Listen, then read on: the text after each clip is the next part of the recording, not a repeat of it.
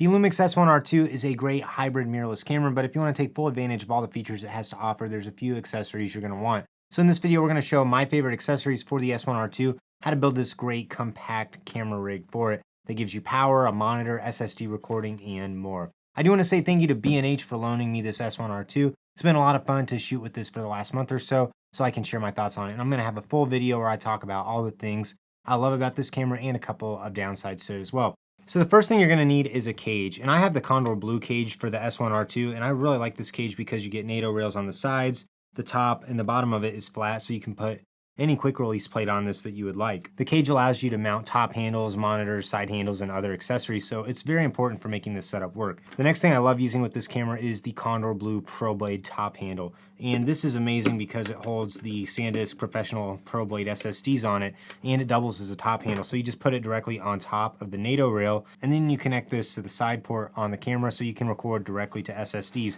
What's cool about the way this handle works is you get these interchangeable Pro Blades and you just insert them directly into the top handle, and now you're ready to record straight onto this top handle. There's also a Pro Blade station you can use with your computer if you want to quickly offload these using Thunderbolt. So this is a very fast way to get files from your camera on your computer because SSDs are really fast and they're also very affordable when you compare them to CF Express and V90 SD cards. The next thing I recommend getting is this monitor mount by Condor Blue. This is cool because it actually goes directly on the front of the Pro Blade handle, and then you can put a NATO rail on your monitor of choice. We've got one by FieldWorld, but really any monitor will do just to help you see more on the camera screen. What's cool about these monitors is they use NPFL style batteries. S1RII has these new ones that have a USB-C port on them, so we're going to use this as a power supply for both the monitor and the camera. The S1R II only has one USB port, so to use the USB power from that battery, we're going to need the Lumix DCC18 dummy battery adapter. This just has this little USB-C pigtail on the bottom of it, and you just take the battery out of the bottom of the camera, put this in the bottom, and then you move the little rubber gasket on the door out of the way. That way the pigtail is able to just go down the bottom of it. One quick note of this is I did notice with some USB power sources, I would have to actually unplug and replug the DCC18 in order to get the camera to come on, especially if it had been in standby mode for a little bit. Now we just need a USB cord to power the camera, and I like to use these little Pro Blade tightening knobs as a way to do a little bit of cable management around this. And this is probably the biggest downside to this is there is this little break point on the DCC18.